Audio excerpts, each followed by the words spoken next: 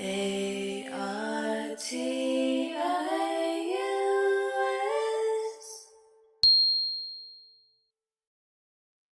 Friends, family, business people, lend me your ear.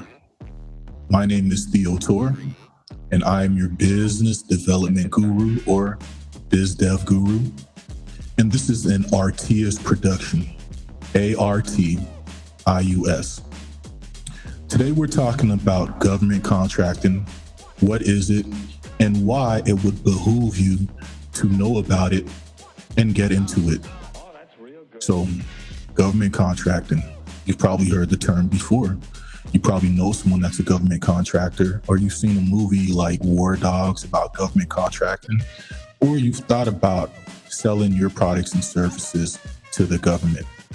And that's what government contracting is: selling your products or services to the United States government. The United States government is the world's largest purchaser. They spend about $10 trillion a year.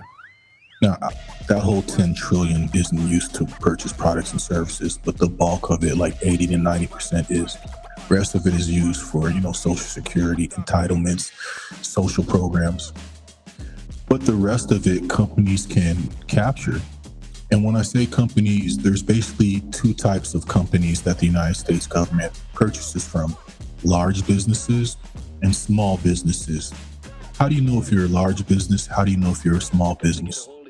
Well, there is a table of size standards that Small Business Administration puts out.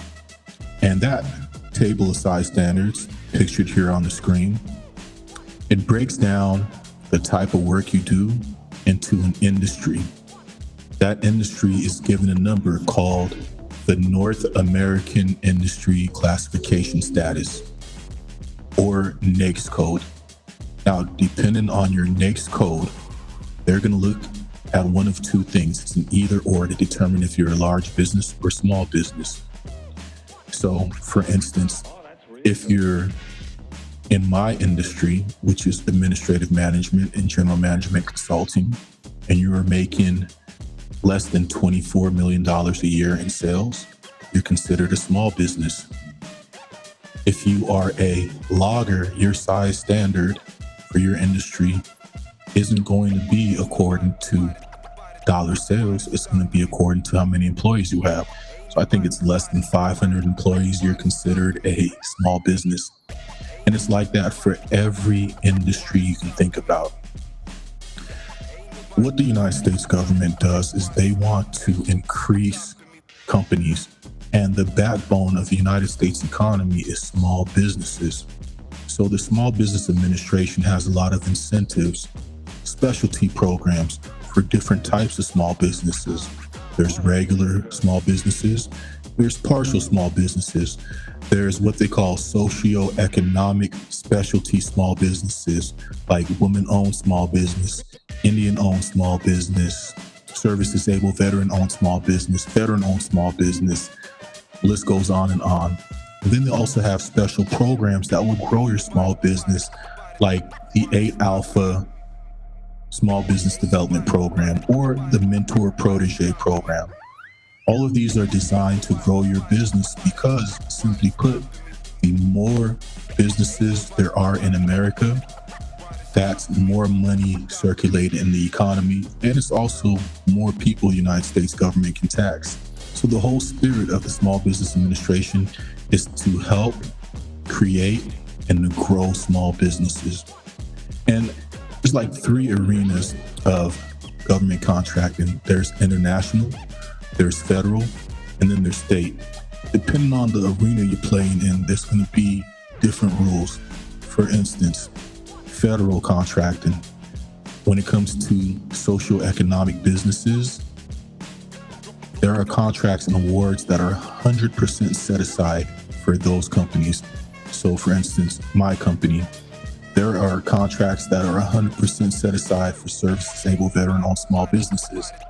Now, when you're looking at state contracting, there aren't 100% set aside contracts, but there are incentives to help small businesses get a head start when it comes to contracting. For instance, in the state of California, they have a small business program where you're given, I think, 2 to 3% evaluated off of every dollar you bid. So what that means is if I'm a small business in California and I bid $1 on a contract, it's evaluated at 98 cents. If I win, I still get paid that dollar. Now check it out. I can stack that incentive by being a disabled veteran business entity in the state of California. That's an additional 3%. So now, even though I'm bidding $1, my dollar is being evaluated at 5%. And that's going to help me with my margins depending on if I'm a manufacturer, service provider, or distributor. Then you can break your way on down on the states when it comes to incentives. Sometimes incentives stack depending on the municipality you're in. If you're in San Diego County, you can get a local business incentive, which I believe is around about 10%. So now we're looking at 15 cents off every dollar, even though I'm getting paid the full dollar if I win. So when it comes to government contracting, we want you to understand that that industry is very lucrative, because why am I going to spend a lot of time competing in a small pool?